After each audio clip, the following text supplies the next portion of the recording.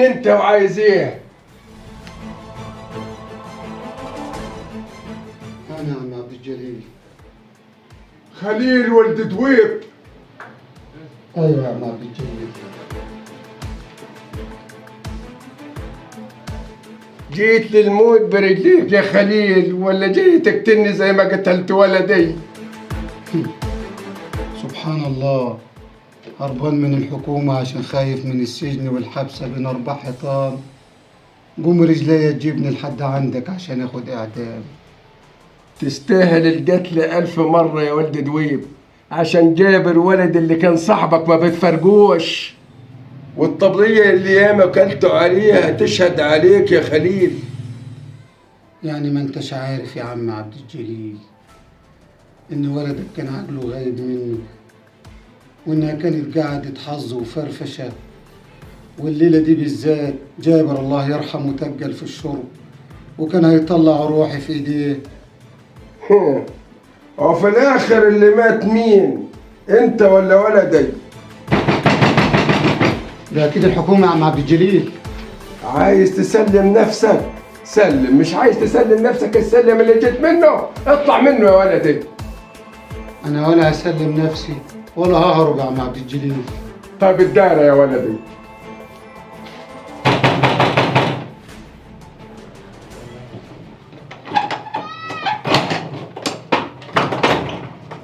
عايز ايه يا حمدان؟ خد بالك يا عم عبد الجليل، اصل خليل ولد دويب هربان وحاطط في النواحي دي. انت عارف يا حمدان محدش يقدر يهوب ناحية بيتي، انا ما بنامش الليل. طيب خد بالك من روحك يا عم عبد الجليل. ربك الستار يا ولدي.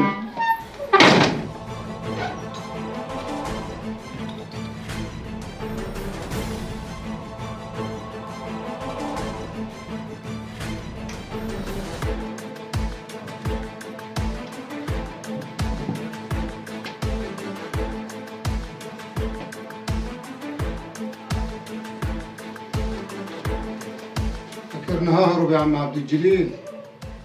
انا قدامك اهو، اعمل فيا اللي انت عاوزه.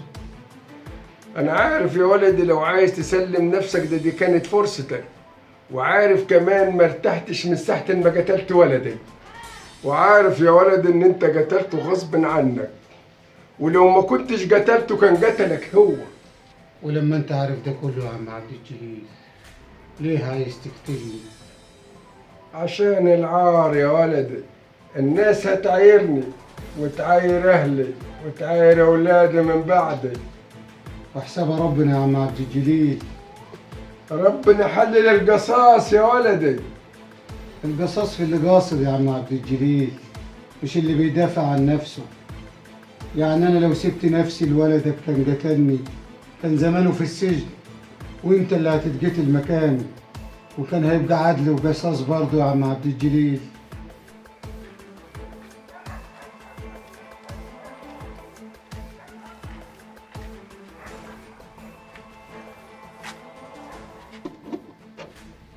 ما تخافش يا ولدي، طول ما انت في بيتي زي جابر ولدي محدش يقدر يمسك بسوء، بس لو طلعت برا البيت بخطوة واحدة فانت خصمي ولازم تموت.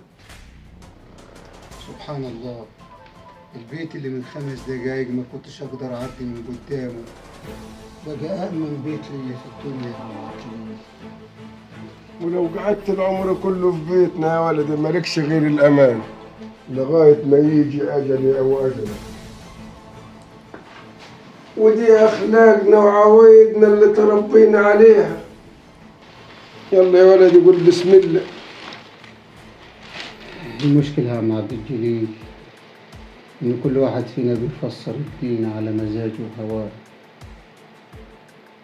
ومن يقتل مؤمنا متعمدا فجزاؤه جهنم، مش خطأ ولا مدافعا، بس أنا ما يهونش عليا إن حد يعايرك ولا تعيش في حيرة. أنا هطلع برا عتبتك وهستنى عيارك، والله العظيم ما هتلفت ورايا ولا هجري. وهستنى أمر ربنا وحكمك فيه. سلام يا عم عبد الجليل.